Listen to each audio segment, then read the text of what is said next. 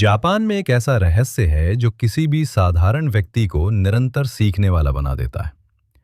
क्या आपको विडंबना समझ में आती है? आप जितना अधिक जानते हैं उतना ही कम सीखते हैं, जब तक कि आपको ये बात पता नहीं चल जाती। क्या आपने कभी गौर किया है कि एक 3 साल का बच्चा 1 साल में उतना सीख लेता है जितना कि ज्यादातर वयस्क 1 दशक में सीखते हैं? बच्चे में प्रेरणा, अनुशासन, संगीत और एक विस्तृत अध्ययन योजना की कमी है, लेकिन वे स्पंज की तरह सब कुछ सोख लेते हैं। क्यों? इसका उत्तर उस चीज में निहित है जिसे 800 साल पहले जापानी ज़ेन गुरुओं ने खोजा था और जिसे आधुनिक तंत्रिका वैज्ञानिक अंततः साबित करना शुरू कर रहे हैं। एक विशेष प्रकार की मानसिकता होती है जो आपके मस्तिष्क को अनंत रूप से सीखने वाली मशीन में बदल देती है। जापानी लोग इसे शिन कहते हैं, जो कि नौसिखिए का मन होता है। और जब आप शोसिन को दो अन्य शक्तिशाली अवधारणाओं शुहारी, विकास के प्राकृतिक चक्र, और अंतहीन मार्ग के साथ जोड़ते हैं, तो आप कुछ भयावह चीज को अनलॉक करते हैं। किसी भी उम्र में बिना रुके कुछ भी सीखने की क्षमता, जैसे संगीत। लेकिन समस्या ये है, अधिकांश लोग 25 वर्ष की आयु तक ये क्षमता खो देते हैं। उनका मस्तिष्क सचमुच काम करना बंद कर देता है। आप कहने लगते हैं, मैं इसमें अच्छा नहीं हूं, मैं इसके लिए बहुत बूढ़ा हो गया हूं, मैं नई चीजें नहीं सीख सकता। और आप इन झूठों पर तब तक विश्वास करते हैं जब तक कि आपको सच्चाई का पता नहीं चल जाता। इससे पहले कि मैं आपको बताऊं कि कैसे एक साधारण व्यक्ति ने इस रहस्य को खोजा और अपने जीवन को पूरी तरह से बदल दिया, मैं आपसे चैनल को सब्सक्राइब करने, नीचे लाइक करने और कमेंट करने का अनुरोध करता हूं। आप कौन सा कौशल सीखना चाहते थे, जैसे संगीत, जिसे सीखने में अब बहुत देर हो चुकी है? इससे मुझे आपको बेहतर ढंग से समझने और आपके लिए और भी बेहतर सामग्री लाने में बहुत मदद मिलती है। अब वीडियो पर वापस आते हैं। अध्याय 1, वो व्यक्ति जिसने स्वयं पर से विश्वास खो दिया। अलेक्जेंडर 32 साल का था और लगभग 10 वर्षों से एक मैकेनिक की दुकान में काम कर रहा था। एक मेहनती, ईमानदार व्यक्ति, उन लोगों में से एक जो सुबह 7 बजे आते हैं और शाम 7 बजे जाते हैं। चिकनाई से सना हुआ, थका हुआ, लेकिन इस बात पर गर्व है कि उसने परिवार के लिए भोजन का इंतजाम कर दिया। लेकिन अलेक्जेंडर एक ऐसा बोझ ढो रहा था जिसे कोई नहीं देख सकता था। एक खामोश निराशा जो हर दिन अंदर ही अंदर उसे त्रस्त करती रहती थी। उसने गैराज में आने वाले ग्राहकों को देखा, जिनमें वकील, डॉक्टर, व्यवसायी शामिल थे, जो ऐसी कारें चला रहे थे जिनकी कीमत उसकी 3 साल की कमाई के बराबर थी। और उसने सोचा, ये लोग यहां तक कैसे पहुंचे? क्या ये मुझसे ज्यादा बुद्धिमान है? क्या ये सब धनवान परिवार में पैदा हुए थे? अलेक्जेंडर के सपने थे। वो इंजीनियरिंग की पढ़ाई इसलिए करना चाहता था ताकि वो इंजनों की कार्यप्रणाली को सही मायने में समझ सके, ना कि सिर्फ उन्हें ठीक कर सके। वो अपना खुद का व्यवसाय शुरू करना चाहता था। वो इतना पैसा कमाना चाहता था ताकि महीने के अंत में उसे एक एक पैसा गिनना ना पड़े। वो प्रशिक्षण लेना चाहता था, मजबूत बनना चाहता था और अपने बच्चों के साथ बिना हाफे खेलने के लिए ऊर्जा प्राप्त करना चाहता था। लेकिन जब भी वो शुरू करने के बारे में सोचता, उसके दिमाग में एक आवाज और भी जोर से चीखने लगती, तुम्हारी उम्र 32 साल है, अब बहुत देर हो चुकी है। तुमने मुश्किल से हाई स्कूल पूरा किया है। तुम इंजीनियरिंग 32 साल की उम्र में शुरू नहीं कर सकते। की पढ़ाई कैसे करोगे? तुम्हारे पास क्षमता नहीं है, तुम्हारे पास समय नहीं है, तुम्हारे पास पैसा नहीं है। और उसने इस बात पर विश्वास कर लिया, क्योंकि समाज ने वर्षों से उसके दिमाग में ये बात बिठा दी थी। सीखने का अवसर अभी भी मौजूद है।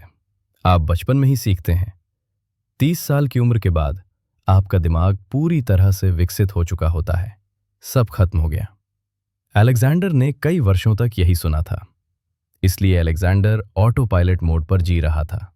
घर, काम, काम, घर। सप्ताहांत अंतहीन थकान से आराम करने की कोशिश में बीतते हैं। बिल का भुगतान अंतिम समय पर किया गया और कुछ भी शेष नहीं बचा।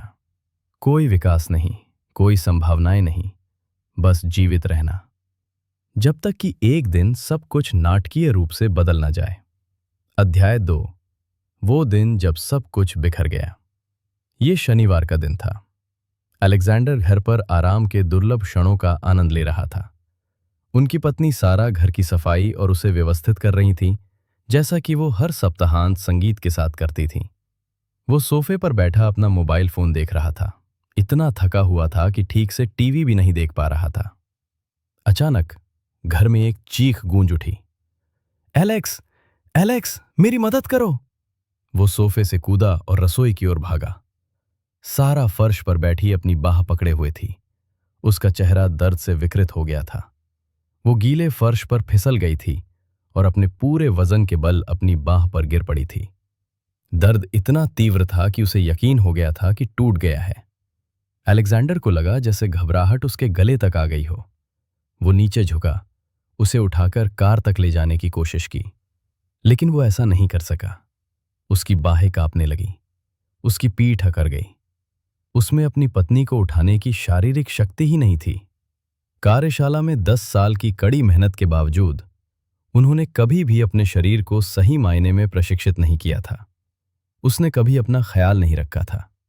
और अब जिस क्षण सबसे ज्यादा मायने रखता था, वो असफल हो गया था। उसने सारा को उसके दूसरे हाथ से सहारा देकर उठने में मदद की। वे कार की ओर चले। हर कदम उसके लिए एक पीड़ादायक था। अलेक्जेंडर गाड़ी चलाते हुए अस्पताल पहुंचा। स्टीयरिंग व्हील पर उसके हाथ कांप रहे थे। लेकिन ये सिर्फ सारा के लिए चिंता का मामला नहीं था। उसके दिमाग में कुछ और ही बात खटक रही थी। इस पे कितना खर्च होगा? वे आर्थिक तंगी में जीवन यापन करते थे। वे बिलों का भुगतान तो कर देते थे, लेकिन कभी कुछ बचता नहीं था। अब अस्पताल में एक्सरे, संभवतः प्लास्टर, दवा, उन्हें पहले से ही पता था कि बजट से अधिक खर्च होने वाला है। अस्पताल में 3 घंटे के इंतजार के बाद जो 3 दिनों जैसा लगा, आखिरकार निदान सामने आया। ये टूटा तो नहीं था, लेकिन बुरी तरह क्षतिग्रस्त हो गया था। हड्डी में गंभीर चोट, इलाज के कारण गतिहीनता, शारीरिक चिकित्सा, बिल $1000 से अधिक जो उसके पास नहीं थे। अलेक्जेंडर ने कागजात पर हस्ताक्षर किए, सारा को घर ले गया, उसे दर्द निवारक दवा देकर सोफे पर लिटाया, और जब वो आखिरकार सो गई तो वो अंधेरे में रसोई में अकेला बैठ गया और वो रोया। पैसे के लिए नहीं, बल्कि उस चीज के लिए जिसका वो पैसा प्रतिनिधित्व करता था। वो दिन में 12 घंटे काम करता है और जरूरत पड़ने पर अपने परिवार की देखभाल नहीं कर पाता। जब उसकी पत्नी को उसकी जरूरत होती है, तब वो उसे सहारा भी नहीं दे पाता। वो बिना उधार लिए आपातकालीन बिल का भुगतान नहीं कर सकता। उस रात अलेक्जेंडर सो नहीं पाया। वो सूर्योदय तक रसोई में बैठा रहा और अपने जीवन की सबसे ईमानदार बातचीत खुद संगीत के साथ करता रहा। मुझे बदलना होगा। मैं इस तरह से आगे नहीं बढ़ सकता। मैं ऐसा आदमी बनने से इनकार करता हूं। आखिर कैसे? अध्याय 3, एक हताश खोज। सोमवार की सुबह अलेक्जेंडर काम पर ध्यान केंद्रित नहीं कर पा रहा था। उसका ध्यान कहीं और था। उसने फैसला कर लिया था। वो बदलने वाला था। वो पढ़ाई करने जा रहा था। वो और अधिक पैसा कमाने वाला था। वो अपने शरीर का ख्याल रखने जा रहा था। वो ऐसा व्यक्ति बनने जा रहा था जिसके योग्य उसका परिवार था। लेकिन इसमें समस्याएं हैं। उसे बिल्कुल भी अंदाजा नहीं था कि शुरुआत कहाँ से करनी है। उस रात काम खत्म होने के बाद उसने अपना फोन उठाया और खोजना शुरू कर दिया। अधिक पैसा कैसे कमाएं? 30 साल की उम्र के बाद पढ़ाई कैसे करें? बिल्कुल शुरुआत से व्यवसाय कैसे शुरू करें? एल्गोरिदम को यह बहुत पसंद आया। 2 दिनों के भीतर ही उसका चारा पूरी तरह से पानी से भर गया। वित्तीय प्रशिक्षक जो प्रति माह $10,000 कमाने का वादा करते हैं, उत्पादकता गुरु जो चमत्कारी दिनचर्या बताते हैं, उद्यमिता पाठ्यक्रम जिनके शीर्षक हैं जैसे 12 महीनों में 0 से 1 मिलियन तक। अलेक्जेंडर ने वो सब कुछ खा लिया। उसने रात के 2 बजे तक वीडियो देखे। उसने और भी कोर्स खरीदे। उसने स्प्रेडशीट डाउनलोड की। उन्होंने नोट्स लिए। वो जानता था कि उसके पास ज्यादा पैसे नहीं हैं, लेकिन उसे अधिक ज्ञान की आवश्यकता थी। इसलिए वो अक्सर अपने क्रेडिट कार्ड का उपयोग करके किश्तों में पाठ्यक्रमों के लिए भुगतान करता था। उन्होंने वित्त पाठ्यक्रम में दाखिला लिया। प्रशिक्षक ने पैसे को कई गुना बढ़ाने की रणनीतियां सिखाने का वादा किया। अलेक्जेंडर सभी कक्षाओं में उपस्थित रहा और सभी असाइनमेंट्स पूरे किए। उन्होंने उन्हें संगीत में लागू करने की कोशिश की। ये काम नहीं किया। समस्या रणनीति में नहीं थी। समस्या ये थी कि उसके पास निवेश करने के लिए ज्यादा पैसा नहीं था। उन्हें कुछ ऐसा चाहिए था जिसमें शुरुआती निवेश कम हो और अपेक्षाकृत जल्दी परिणाम मिले। उन्होंने एक और कोर्स खरीदा। इस कार्यक्रम में ऑनलाइन बिक्री सिखाने का वादा किया गया था। घर से काम करें, डॉलर में कमाएं। अलेक्जेंडर ने 3 सप्ताह तक प्रयास किया। उसने प्रोफाइल बनाए, उत्पाद पोस्ट किए, अपने पास जो थोड़ा बहुत पैसा था उसे विज्ञापनों पर खर्च किया, लेकिन उसने कुछ भी नहीं बेचा। उसने हौसला छोड़ दिया। उसने एक और, फिर एक और फिर एक और संगीत आजमाया। प्रत्येक पाठ्यक्रम अलग होने का वादा करता था, निर्णायक पाठ्यक्रम होने का, अंततः सफल होने वाले पाठ्यक्रम होने का, लेकिन कुछ भी कारगर नहीं हुआ। अलेक्जेंडर की निराशा, थकान और हालत बिगड़ती जा रही थी। वो उन पाठ्यक्रमों पर पैसा खर्च कर रहा था जो उसके पास नहीं थे और जिनका कोई फायदा नहीं था। उसे अपने दिमाग में आने वाली आवाजों पर फिर से विश्वास होने लगा। आप सक्षम नहीं हैं, तुम उतने होशियार नहीं हो, दूसरे लोग ऐसा कर सकते हैं, लेकिन आप नहीं कर सकते। फिर उसी समय अपनी घायल बांह से उबर रही सारा एक रात रसोई में उसके साथ बैठी और कुछ ऐसा कहा जिसने सब कुछ बदल दिया। एलेक्स, तुम कुछ चरणों को छोड़ना चाह रहे हो। आप तत्काल परिणाम चाहते हैं, लेकिन आप वास्तव में कुछ सीख नहीं रहे हैं। आप जानकारी को इस तरह ग्रहण कर रहे हैं मानो वो आपको बदल देगी, लेकिन परिवर्तन इस तरह से काम नहीं करता। अलेक्जेंडर ने उसे असमंजस भरी नजरों से देखा। तो ये कैसे काम करता है? सारा ने कंधे उचका दिए। मुझे नहीं पता, लेकिन मुझे इतना जरूर पता है कि आप जिस तरह से कर रहे हैं वो सही तरीका नहीं है। वो बातचीत उसे लगातार परेशान करती रही और अगली रात वादों और शॉर्टकट की अंतहीन फीड को स्क्रॉल करते समय एक वीडियो सामने आया जो उसने पहले कभी नहीं देखा था। शीर्षक सरल था, शोसेन, तुमने पढ़ाई क्यों छोड़ दी? वीडियो में दिख रहा व्यक्ति चिल्ला नहीं रहा था। वो तुरंत पैसा मिलने का वादा नहीं कर रहा था। वो कोई जादुई फार्मूले नहीं बेच रहा था।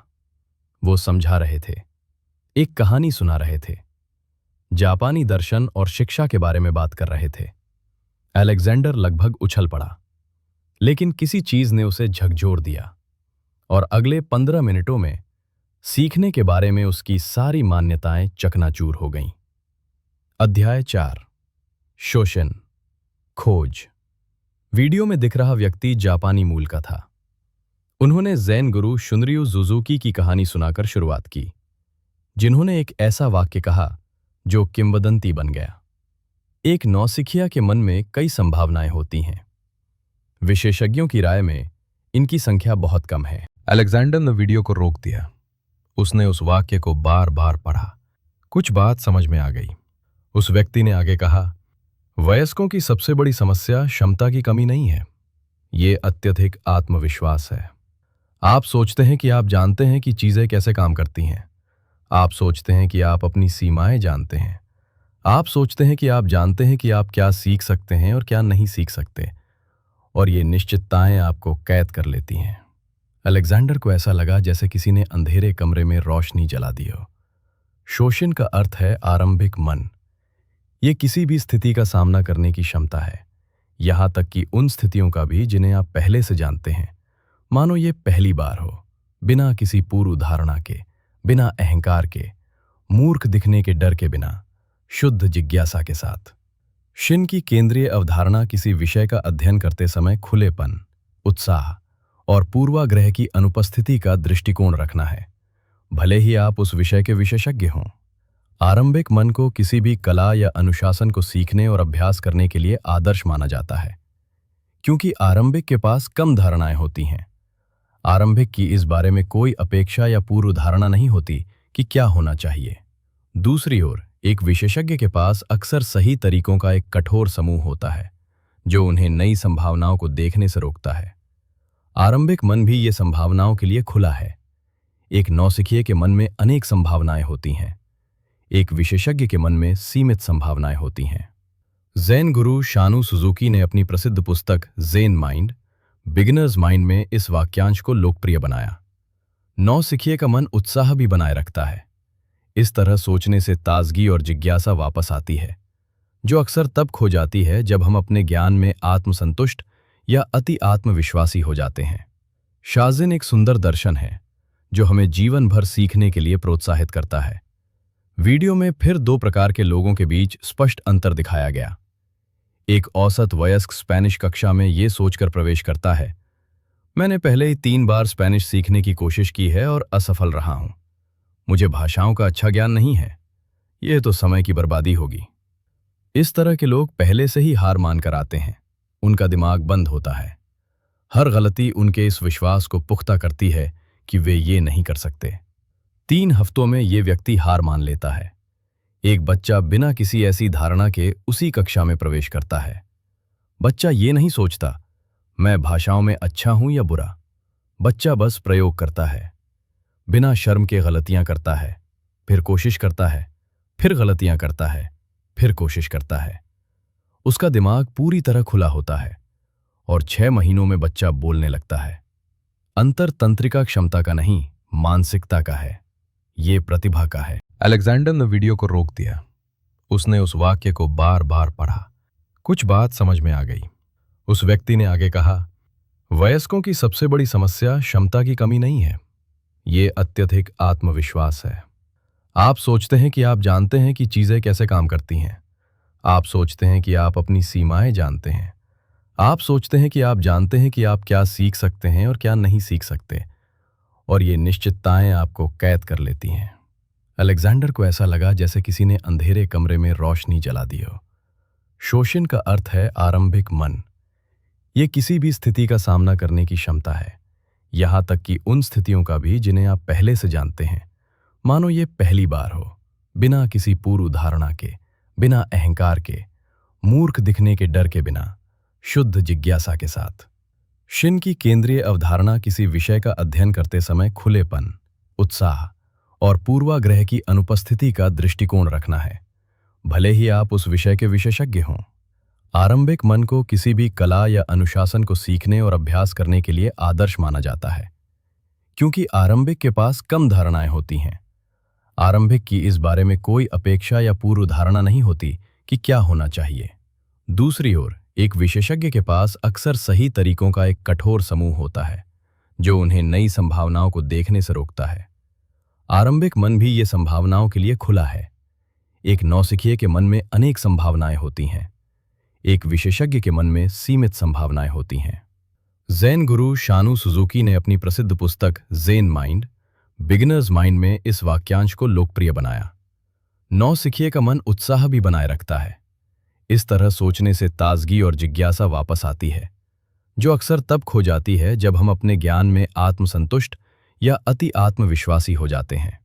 शाज़िन एक सुंदर दर्शन है जो हमें जीवन भर सीखने के लिए प्रोत्साहित करता है। वीडियो में फिर 2 प्रकार के लोगों के बीच स्पष्ट अंतर दिखाया गया।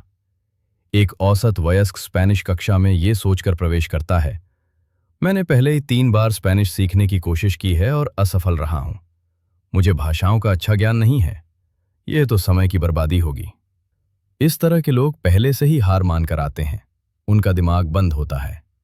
हर गलती उनके इस विश्वास को पुख्ता करती है कि वे ये नहीं कर सकते। 3 हफ्तों में ये व्यक्ति हार मान लेता है। एक बच्चा बिना किसी ऐसी धारणा के उसी कक्षा में प्रवेश करता है। बच्चा ये नहीं सोचता मैं भाषाओं में अच्छा हूं या बुरा। बच्चा बस प्रयोग करता है, बिना शर्म के गलतियां करता है, फिर कोशिश करता है, फिर गलतियां करता है, फिर कोशिश करता है। उसका दिमाग पूरी तरह खुला होता है और 6 महीनों में बच्चा बोलने लगता है। अंतर तंत्रिका क्षमता का नहीं, मानसिकता का है। ये प्रतिभा का है। क्योंकि मैं अपना बाकी जीवन केवल जीवित रहने में नहीं बिताना चाहता। अब ये कुछ ऐसा ही, बस यही बात है। यही इसका गहरा उद्देश्य है। गुरु ने समझाया। जापानी मानते हैं कि हम सभी के अंदर एक अजीब सा व्यक्ति छिपा होता है। जो चीज़ आपको पसंद है, जिसमें आप अच्छे हैं, जिसकी दुनिया को ज़रूरत है और जिससे आपको कमाई हो सकती है, इन सब का संगम। लेकिन इससे पहले कि आप ये जान पाएं, आपको ईमानदारी से इस सवाल का जवाब देना होगा कि हर दिन आपको बिस्तर से उठने के लिए क्या प्रेरित करता है। तुरंत कोई इनाम न मिलने पर भी आपको प्रयास करने की प्रेरणा कहां से मिलेगी? अलेक्जेंडर के लिए जवाब स्पष्ट था। वो ऐसा आदमी नहीं बनना चाहता था जो अपनी पत्नी का भरण पोषण न कर सके। वो नहीं चाहता था कि उसके बच्चे एक हारे हुए पिता को देखकर बड़े हों। वो मुख्य रूप से खुद को ये साबित करना चाहता था कि बदलाव संभव है। यही उसकी सबसे बड़ी कमजोरी थी। और एक बार जब उसने इसे पहचान लिया तो सब कुछ बदल गया, क्योंकि अब उसके पास एक मार्गदर्शक सिद्धांत था। ये पैसे के बारे में नहीं था, ये आत्मसम्मान के योग्य व्यक्ति बनने के बारे में था। फिर गुरु ने दूसरी महत्वपूर्ण अवधारणा काइज़ेन से परिचित कराया। काइज़ेन का अर्थ है निरंतर सुधार, लेकिन ये बड़े बड़े बदलावों के बारे में नहीं है। ये हर दिन 1% बेहतर होने के बारे में है। लोग इसलिए असफल होते हैं क्योंकि वे तुरंत बड़े परिणाम चाहते हैं। वे 30 दिनों में अपना जीवन बदलना चाहते हैं, और जब ऐसा नहीं होता तो वे हार मान लेते हैं। गुरु ने गणित समझाया। यदि आप प्रतिदिन 1% सुधार करते हैं तो एक वर्ष में आप 37 गुना बेहतर होंगे। 365% बेहतर नहीं, बल्कि 37 गुना बेहतर, क्योंकि विकास रैखिक नहीं, घातीय है। लेकिन इसमें एक पेंच है। 1% अदृश्य है। आप इसे महसूस नहीं कर सकते। आप इसे आईने में नहीं देख सकते। आप इसे अपने बैंक खाते में नहीं देख सकते। और यही कारण है कि अधिकांश लोग हार मान लेते हैं, क्योंकि लोग हर दिन प्रगति महसूस करने की उम्मीद करते हैं, और जब वे इसे महसूस नहीं करते तो उन्हें लगता है कि यह काम नहीं कर रहा है। रहस्य यह है कि तत्काल मान्यता की आवश्यकता के बिना प्रक्रिया को स्वीकार करें। आप सिस्टम पर भरोसा करते हैं, आप काम करते हैं, और एक दिन आप पीछे मुड़कर देखते हैं और महसूस करते हैं कि आप पूरी तरह बदल गए हैं। अलेक्जेंडर समझ गया। उसने महीनों तक शॉर्टकट, जादुई फॉर्मूला, अंतिम कोर्स की तलाश में बिताए थे, क्योंकि मैं अपना बाकी जीवन केवल जीवित रहने में नहीं बिताना चाहता। अब ये कुछ ऐसा ही, बस यही बात है। यही इसका गहरा उद्देश्य है। गुरु ने समझाया। जापानी मानते हैं कि हम सभी के अंदर एक अजीब सा व्यक्ति छिपा होता है। जो चीज़ आपको पसंद है, जिसमें आप अच्छे हैं, जिसकी दुनिया को ज़रूरत है और जिससे आपको कमाई हो सकती है, इन सब का संगम। लेकिन इससे पहले कि आप ये जान पाएं, आपको ईमानदारी से इस सवाल का जवाब देना होगा कि हर दिन आपको बिस्तर से उठने के लिए क्या प्रेरित करता है। तुरंत कोई इनाम न मिलने पर भी आपको प्रयास करने की प्रेरणा कहां से मिलेगी? अलेक्जेंडर के लिए जवाब स्पष्ट था। वो ऐसा आदमी नहीं बनना चाहता था जो अपनी पत्नी का भरण पोषण न कर सके। वो नहीं चाहता था कि उसके बच्चे एक हारे हुए पिता को देखकर बड़े हों। वो मुख्य रूप से खुद को ये साबित करना चाहता था कि बदलाव संभव है। यही उसकी सबसे बड़ी कमजोरी थी। और एक बार जब उसने इसे पहचान लिया तो सब कुछ बदल गया, क्योंकि अब उसके पास एक मार्गदर्शक सिद्धांत था। ये पैसे के बारे में नहीं था, ये आत्मसम्मान के योग्य व्यक्ति बनने के बारे में था। फिर गुरु ने दूसरी महत्वपूर्ण अवधारणा काइज़ेन से परिचित कराया।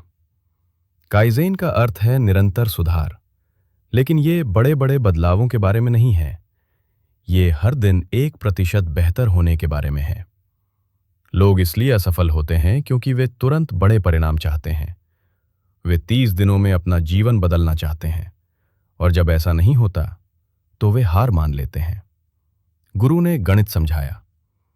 यदि आप प्रतिदिन 1% सुधार करते हैं तो एक वर्ष में आप 37 गुना बेहतर होंगे। 365% बेहतर नहीं, बल्कि 37 गुना बेहतर, क्योंकि विकास रैखिक नहीं, घातीय है।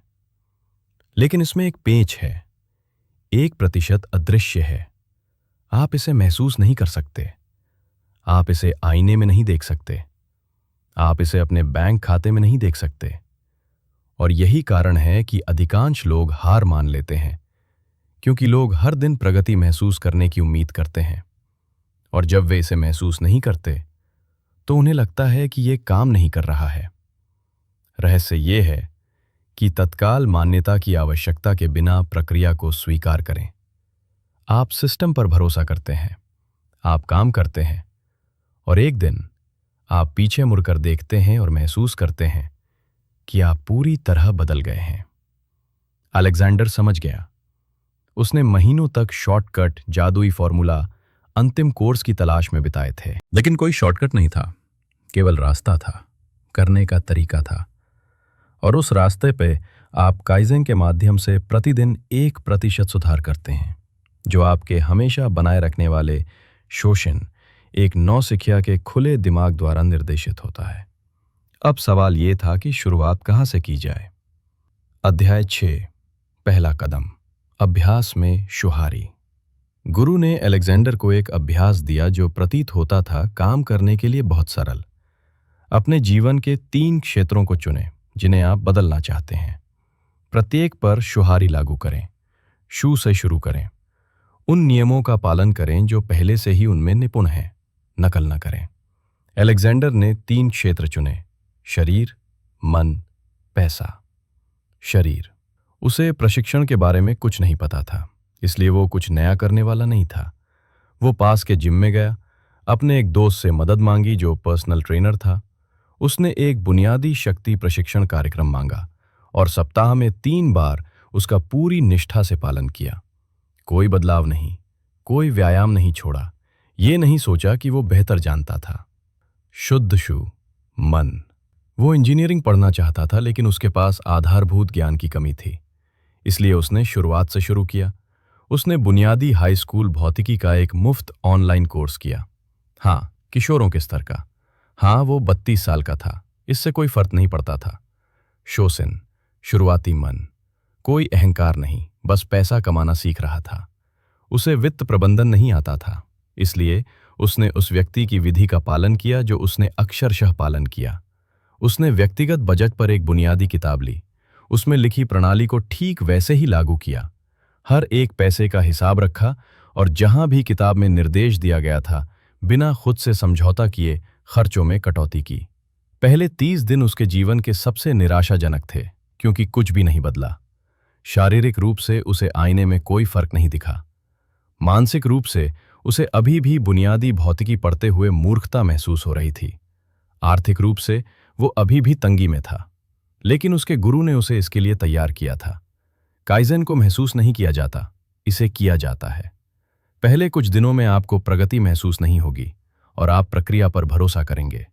फिर अलेक्जेंडर ने आगे कहा, प्रतिदिन 1%, अदृश्य लेकिन निरंतर। 6ठे सप्ताह में कुछ बदल गया। वो जिम में वही वर्कआउट कर रहा था जो वो पिछले 6 हफ्तों से कर रहा था, और अचानक उसे एहसास हुआ कि वो शुरुआत की तुलना में 10 किलो अधिक वजन उठा रहा है। उसे हो रही प्रगति का पता ही नहीं चला, क्योंकि ये धीरे धीरे हो रही थी। लेकिन पीछे मुड़कर देखें तो प्रगति निर्विवाद थी। सप्ताह 8। वो भौतिकी का अध्ययन कर रहा था और अचानक कुछ ऐसा जो 3 सप्ताह पहले असंभव लग रहा था, समझ में आने लगा। उसके मस्तिष्क ने बिना उसकी जानकारी के ही इसे आत्मसात कर लिया था। संगीत की समझ को जोड़ने वाले न्यूरॉन्स उभर रहे हैं। सप्ताह 10। उसने वित्तीय स्प्रेडशीट देखी और को वर्षों में पहली बार एहसास हुआ कि महीने के अंत में कुछ पैसे बचे हुए हैं। ज्यादा तो नहीं, लेकिन थोड़ा बहुत बच गया था। प्रगति एक साथ नहीं हुई थी। ये चुपचाप प्रतिदिन 1% की दर से अदृश्य रूप से संचित होता रहा, निर्विवाद होता चला गया। और तभी अलेक्जेंडर को शुआरी के बारे में एक गहरी बात समझ में आई। आप शू में नियमों का पालन करते हुए शुरुआत करते हैं, और शुरू में ये निराशाजनक होता है, क्योंकि आपको समझ नहीं आता कि आप हर काम क्यों कर रहे हैं। बस भरोसा रखो और काम करो। लेकिन जैसे जैसे आप अभ्यास करते हैं, आपको ये एहसास होने लगता है कि नियम क्यों मौजूद हैं। आप धीरे धीरे इन आकृतियों के पीछे के सिद्धांतों को समझने लगते हैं, और जब ये समझ विकसित हो जाती है तो आप स्वाभाविक रूप से उसके साथ जुड़ जाते हैं। आप अनुकूलन कर लेते हैं। आप प्रयोग करें, आपको वो चीज़ मिल जाएगी जो विशेष रूप से आपके लिए काम करती है। अलेक्जेंडर ने अपने प्रशिक्षण को अपने संगीत लक्ष्यों के अनुरूप ढालना शुरू कर दिया। उन्होंने भौतिकी के उन विषयों का अध्ययन शुरू किया जो इंजन और मैकेनिकल इंजीनियरिंग से जुड़े थे। उन्होंने अपने बजट को अपनी विशिष्ट परिस्थितियों के अनुरूप ढालना शुरू कर दिया। वो अब अंधाधुंध नकल नहीं कर रहा था। वो सिद्धांतों को समझदारी से लागू कर रहा था। वो सही राह पर आगे बढ़ रहा था। अपनी पत्नी की दुर्घटना के 3 महीने बाद अलेक्जेंडर एक अलग ही इंसान बन गया था। शारीरिक रूप से अधिक मजबूत, मानसिक रूप से अधिक आत्मविश्वासी, आर्थिक रूप से अधिक स्थिर। लेकिन सबसे महत्वपूर्ण बात यह थी कि उसने खुद को साबित कर दिया था कि संगीत में बदलाव संभव है। और तभी मुझे यह विचार आया। अध्याय 7। इस विचार से पता चला कि अलेक्जेंडर हमेशा की तरह कार्यशाला में एक इंजन की मरम्मत कर रहा था, लेकिन कुछ अलग था। अब जैसे जैसे वो काम करता गया, उसे अपने काम की गहरी समझ आने लगी।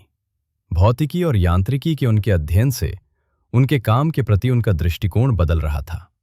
और उसी इंजन को देखते हुए मुझे ये विचार आया, क्या होगा अगर मैं न केवल कारों की मरम्मत करूं, बल्कि उनके लिए कस्टम पार्ट्स भी बनाऊं।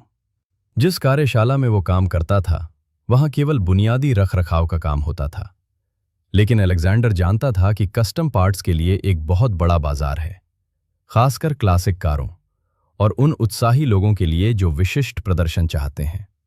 उन्होंने दोपहर के भोजन के समय और सोने से पहले काम के दौरान ब्रेक में शशिन के शुरुआती दिमाग का उपयोग करते हुए शोध करना शुरू कर दिया। उन्हें पुर्जों के निर्माण के बारे में कुछ भी नहीं पता था, इसलिए वो सीखने जा रहा था। उन्होंने मैकेनिकों और इंजीनियरों के लिए ऑनलाइन फोरम ढूंढे। उसने सवाल पूछना शुरू कर दिया, ऐसे प्रश्न जिन्हें मूर्खतापूर्ण समझा जा सकता है, ऐसे सवाल जिन्हें कार्यशाला में 10 साल का अनुभव रखने वाला व्यक्ति भी पूछने में शर्म महसूस कर सकता है। लेकिन अलेक्जेंडर में अहंकार बिल्कुल नहीं था। उसके पैर में चोट लगी थी और लोगों ने जवाब दिया। उन्होंने पढ़ाया, उन्होंने ज्ञान साझा किया। इसी बीच उन्होंने और अधिक गंभीरता से पढ़ाई शुरू कर दी। उन्होंने मैकेनिकल इंजीनियरिंग में एक तकनीकी पाठ्यक्रम में दाखिला लिया। अलेक्जेंडर के पास दिन के समय संगीत के लिए समय नहीं होता था, इसलिए वो रात में पढ़ाई करता था।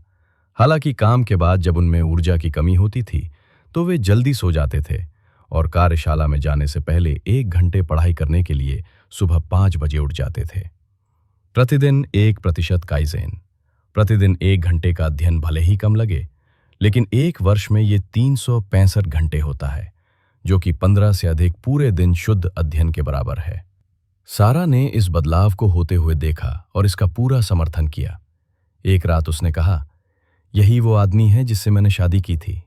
वो हारा हुआ व्यक्ति नहीं जो 3 महीने पहले सोफे पर बैठा था। यही है आपका असली रूप। अलेक्जेंडर ने छोटे स्तर से शुरुआत की। उन्होंने एक साधारण परियोजना हाथ में ली, जिसमें एक विशिष्ट मॉडल की क्लासिक कार के लिए कस्टम इंजन माउंट का निर्माण करना था। उन्होंने संगीत का डिजाइन तैयार किया, गणना की और निर्माण कार्य को एक स्थानीय धातु शिल्प कार्यशाला को आउटसोर्स कर दिया। उसने 5 टुकड़े बनाए। उन्होंने इन्हें विशेष मंचों पर पोस्ट किया।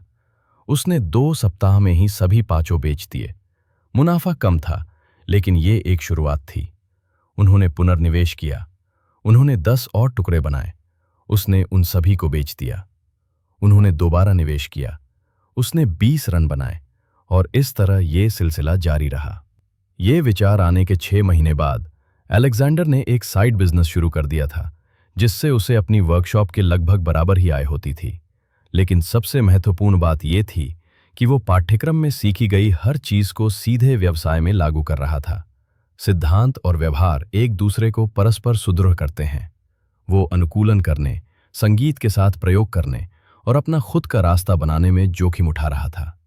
1 साल बाद उन्होंने अपने जीवन का सबसे भयावह निर्णय लिया।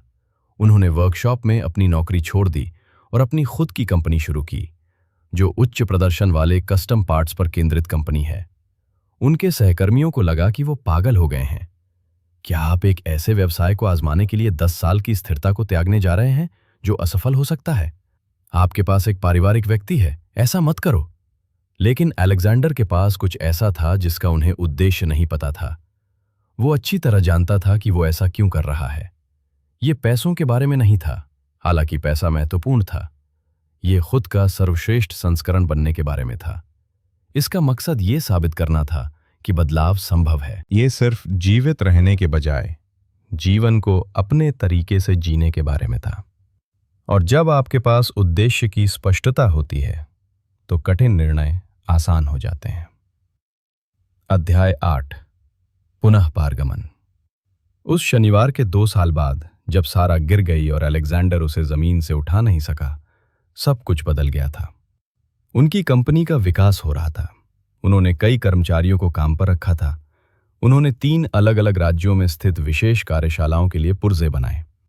पैसा सिर्फ आ ही नहीं रहा था, बहुत सारा पैसा बच भी रहा था। अपने जीवन में पहली बार अलेक्जेंडर के पास आपातकालीन निधि थी। उसके पास निवेश करने के लिए पैसे थे। उसके पास वास्तव में आर्थिक सुरक्षा थी। शारीरिक रूप से उन्हें पहचानना असंभव था। वो नियमित रूप से सप्ताह में 3 बार प्रशिक्षण जारी रखता था। अब वो सिर्फ सारा को ही नहीं ले जा रहा था, वो सारा और उनके 2 बच्चों को एक साथ उठाए हुए था, और ऐसा करते हुए वो हंस रहा था। मानसिक रूप से वो इंजीनियरिंग स्कूल के दूसरे वर्ष में था। उसके ग्रेड 10 साल छोटे छात्रों से बेहतर थे, क्योंकि जहां वे दायित्ववश पढ़ाई करते थे, वहीं उसने विशुद्ध जिज्ञासा और तत्काल व्यावहारिक अनुप्रयोग के साथ पढ़ाई की। लेकिन सबसे गहरी बात आंतरिक थी। अलेक्जेंडर अब पहले जैसा व्यक्ति नहीं रहा था। वो परमानंद की अवस्था में पहुंच चुका था। वो प्रवेश कर चुका था। वो अब अनुशासन के बारे में नहीं सोचता था, वो बस अनुशासित थे। उसने सीखने के बारे में सोचा ही नहीं, वो लगातार सीखता रहता था। उन्होंने सुधार के बारे में सोचा ही नहीं, उसने बिना किसी सचेत प्रयास के प्रतिदिन मात्र 1% सुधार किया। शुरुआत में वो जिन नियमों का पालन करता था, जैसे जल्दी उठना, 1 घंटा पढ़ाई करना, सप्ताह में 3 बार प्रशिक्षण लेना, वे अब उसके द्वारा खुद पर थोपे गए बाहरी नियम नहीं रह गए थे। वे उनके व्यक्तित्व का हिस्सा थे। वे उसकी प्रकृति बन गए थे। ये राई है, जब आप नियमों से ऊपर उठ जाते हैं, क्योंकि अब नियम आपके माध्यम से जीवित रहते हैं। एक दिन उनके एक कर्मचारी मार्कस नाम के 23 वर्षीय लड़के ने पूछा, बॉस, आप ये सब कैसे संभालते हैं? काम, कॉलेज, प्रशिक्षण, परिवार, क्या आप कभी थकते नहीं? अलेक्जेंडर मुस्कुराया, क्योंकि उसे याद आया कि उसने 2 साल पहले खुद से यही सवाल पूछा था। सफल लोगों को देखकर और ये सोचकर कि उनके पास कुछ ऐसा है जो उसके पास कभी नहीं होगा। मार्कस, क्या मैं तुम्हें एक रहस्य बता सकता हूं? 2 साल पहले मुझे लगता था कि मेरा स्वर्णिम युग बीत चुका है। तब तक सीखने, विकसित होने और बदलने में बहुत देर हो चुकी थी। और जानते हैं मैंने क्या खोजा? क्या? संगीत के लिए कभी देर नहीं होती। समस्या उम्र नहीं थी, ये मानसिकता का मामला था। मुझे लगा कि मैं अपनी सीमाओं को जानता हूं। मुझे लगता था कि मैं जानता हूं कि मैं क्या करने में सक्षम हूं और क्या नहीं। लेकिन मुझे कुछ भी पता नहीं था। मेरे पास केवल वही निश्चितताएं थीं जिन्होंने मुझे कैद कर रखा था। इसके बाद अलेक्जेंडर ने मार्कस को शोशिन, शुहारी, डी, काइजेन और इकिगुआई के बारे में बताया। वही अवधारणाएं जिन्होंने उनके जीवन को बदल दिया था। मार्कस चुपचाप सुनता रहा, हर शब्द को आत्मसात करता रहा, और अंत में उन्होंने पूछा, तो ये काम कोई भी कर सकता है? अलेक्जेंडर ने उसकी ओर देखा और पूर्ण विश्वास के साथ उत्तर दिया, कोई भी व्यक्ति जो अहंकार को नष्ट करने और शाश्वत शिक्षार्थी के रूप में पुनर्जन्म लेने को तैयार है। इस वीडियो में मैं जो सिखा रहा हूं वो सिर्फ प्राचीन जापानी दर्शन नहीं है। आधुनिक तंत्रिका विज्ञान इन अवधारणाओं को प्रभावशाली तरीकों से साबित कर रहा है। स्टैनफोर्ड की मनोवैज्ञानिक डॉक्टर कैरल ड्वेक, जिन्होंने 30 से अधिक वर्षों तक सीखने का अध्ययन किया है, ने एक क्रांतिकारी खोज की है। विकास की मानसिकता वाले लोग विकास की मानसिकता रखते हैं। जो लोग ये मानते हैं कि कौशल विकसित किए जा सकते हैं, वे उन लोगों की तुलना में काफ़ी तेज़ी से सीखते हैं जिनकी सोच स्थिर होती है, यानी जिनकी सोच स्थिर होती है और जो मानते हैं कि क्षमताएं जन्मजात होती हैं। और इन दोनों मानसिकता के बीच व्यावहारिक अंतर क्या है?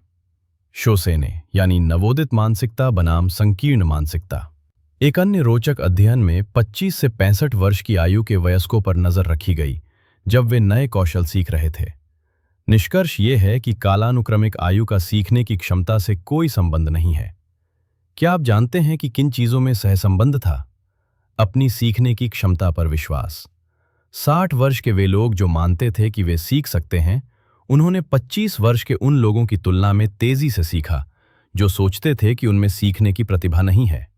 तंत्रिका वैज्ञानिक डॉक्टर एंड्रयू ह्यूबरमन बताते हैं, आपका मस्तिष्क जीवन भर न्यूरोप्लास्टिसिटी बनाए रखता है, यानी नए तंत्रिका कनेक्शन बनाने की क्षमता।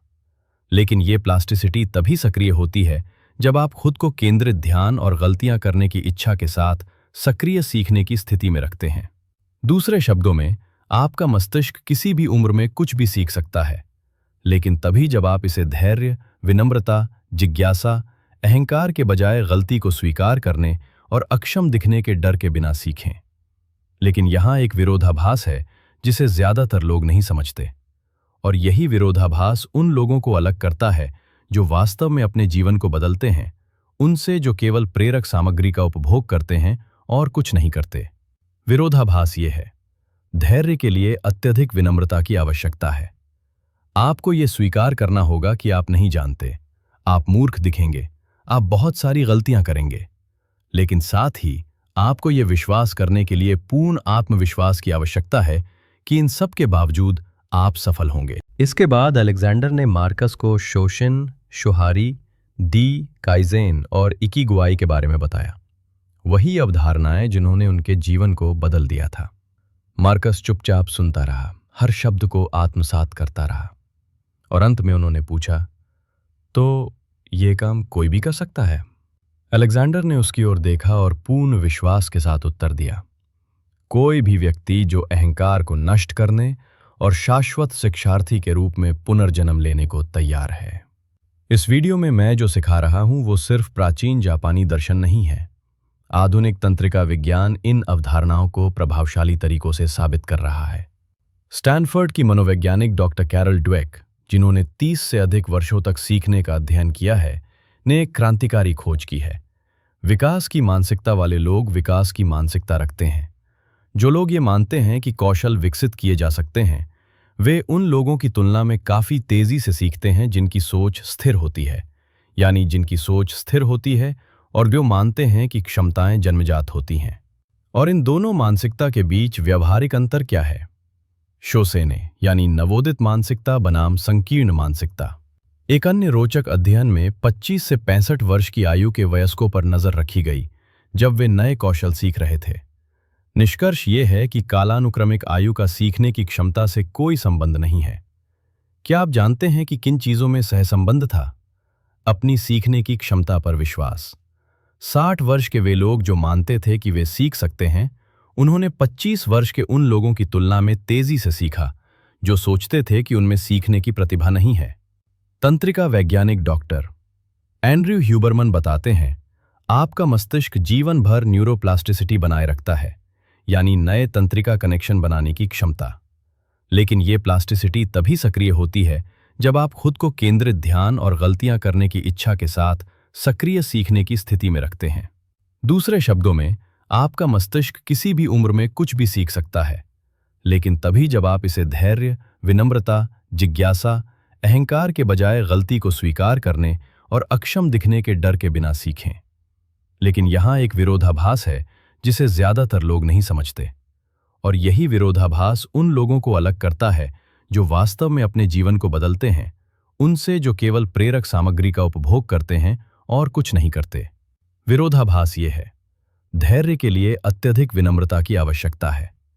आपको ये स्वीकार करना होगा कि आप नहीं जानते, आप मूर्ख दिखेंगे, आप बहुत सारी गलतियां करेंगे, लेकिन साथ ही आपको ये विश्वास करने के लिए पूर्ण आत्मविश्वास की आवश्यकता है कि इन सब के बावजूद आप सफल होंगे।